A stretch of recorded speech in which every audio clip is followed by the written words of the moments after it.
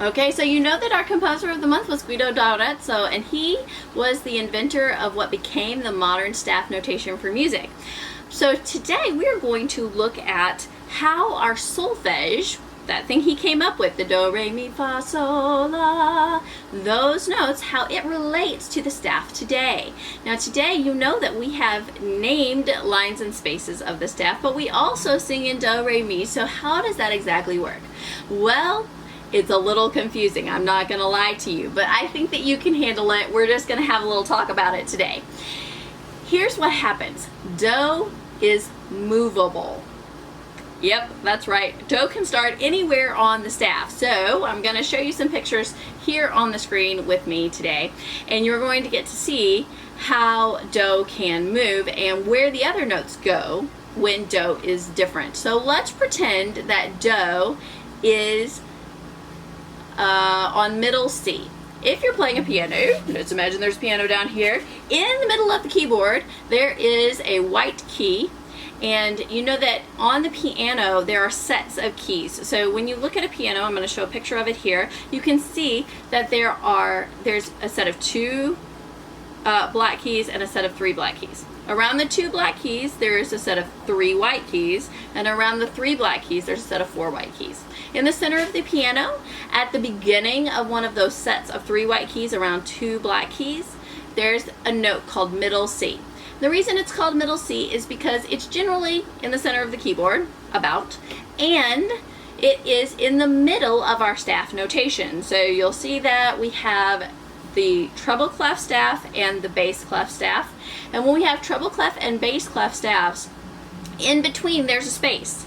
Well, it's pretty wide on the page so that we can fit words in there when we need to, or so there's enough space, but in reality, it's actually only 3 notes wide. There's a note above the bass clef, then there's a note on a line, and then there's a note below the treble clef. There's only 3 notes in between the treble clef and the bass clef on our staff notation. And that note on the line that's right in the middle between the bass clef and the treble clef, that is middle C. So let's pretend that do is on middle C. When do is on middle C, then re is D, and mi is E, and F is fa, G is so, A is la, B is T, and then C is do again. Because it was do down here, it's going to be do up there. Every C. And that just repeats. It keeps going. Just like our musical alphabet goes from A to G and then starts over again, our solfege alphabet goes from do and then starts over again after T at the high do. And so it would keep going. Do, re, mi, fa, sol, la, ti, do, re, mi, fa, sol, la, ti, do. Like that. And it keeps going, and it goes down the opposite direction. Do, ti, la, sol, fa, mi, re, do. Okay, so we would go up in these musicals. Now you don't need anything special when do is C. The problem comes in when do is not C, because we have to keep the relationships the same. So sometimes we have to add sharps and flats at the beginning of the staff when do is not C. Okay? For instance, if we want do to be F, there will be 1 flat on that B line in the middle of the treble clef. So if that F is do, then we have F is do, G is re, A is mi, B flat, because that B flat at the beginning means all the B's are going to be flat. B flat is what? Yes, very good. So I'm going to show you here from F to F, from do to do, what those notes are. Now let's take another thing. Let's go up 1 note and let's make do G. When do is G, then there has to be a sharp sign or a hashtag sign on the F line of the staff. Now, right now, it doesn't make much sense to you why we put a flat sign on the B when do is F, and why we put a sharp sign on the F when do is G. Don't worry about that yet. We will talk about it this year. Do not worry about it yet. It's just the way it is, okay? That's the way you're gonna know that that's the way it is, okay?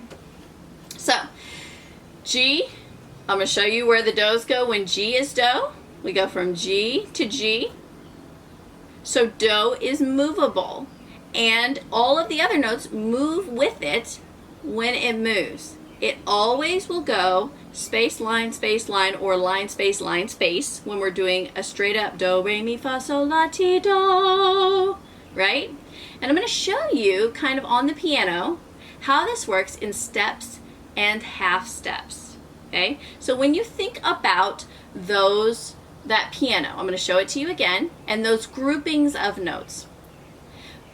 From one note to the note that's right next to it at the top of the keyboard, okay? The one that's right next to it is a half step. And if you go 2 notes, like you skip over one, then you've gone a whole step.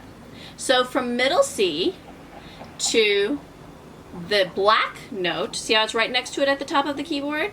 To the black note is a half step. But from middle C to the white note is a whole step. So the white notes are the plain letters of the alphabet. C, D, E, F, G, A, B, C. Okay, and when we're in the key of C, that would be do, re, mi, fa, sol, la, ti, do. Right? Now, when you go onto the black keys, those are either sharps or flats. Okay? And it depends on where you're coming from. If I'm going up from C to the black note next to it, that note is going to be a sharp, C sharp. If I'm coming down from the white note next to the black note, like from D, that same note can also be called D flat. So this black note right here that I'm highlighting, it can be C sharp or D flat, depending on how you're writing the music. So the reason that we call the B flat when our do is F is because we need that B note, but for the relationship to stay the same between all of the notes, we have to flat it. We have to use the black note instead of the white note in order to keep the relationship the same. And when I say relationship, I mean half steps and whole steps. So let's go back to when we don't have any sharps or flats, all the white keys, and we say that C is do. Okay? From C to D, or from do to re, is a whole step. From re to mi, from D to E, is a whole step. That's 2 whole steps. Then look here, there's no black key in between these 2 white keys, so that's a half step because at the top of the keyboard, that white key is right next to the other one. So then we had 2 whole steps, and from E to F, or from mi to fa, is going to be a half step. 2 wholes, 1 half. Then from F to G, from fa to so, is a whole step. From G to A, which is sol to la, that's a whole step. From A to B, or from la to T, that's a whole step. 3 whole steps in a row, and then look here again, we have no black note in between B and C, so that's a half step. So to make the scale, to make the do, re, mi, fa, sol, la, ti, do, to make that, we have to have 2 whole steps, then 1 half step, then 3 whole steps, then 1 half step. Okay, say that with me. To make the scale, we have to have 2 whole steps, then 1 half step, then 3 whole steps, then 1 half step. Okay? When we look at it that way, we can look at where we want do to be and figure out what sharps and flats we need, which black keys we need. Okay? So if I want do to be F, then I need 2 whole steps, F to G and G to A, right? And then I need a half step. Oops, I can't go to B. I have to go to that black key, but I don't want to call it A sharp because I already have an A, right? I'm going to call it B flat. So do you see that? When I went do is F, G is a whole step away, that's re, mi is a whole step away, 2 whole steps, and that's A. And then I need to go to fa, which is a half step away, so I've got to go to B flat. Then notice that from B flat to C, we go back to the white key, right? From B flat to C is a whole step. So C will be our sol note, and then D will be our la notes, and then T will be E, we've got a whole step, 3 whole steps in a row, and then to get back to do, we have to have a half step, and that automatically happens between E and F because they don't have a black note between them, and we're back to F as do. Does that make sense? I hope it does. I'm going to show you some more examples, and then you have an assignment to do that shows your understanding of how the pattern of the scale works and how we move do on the staff.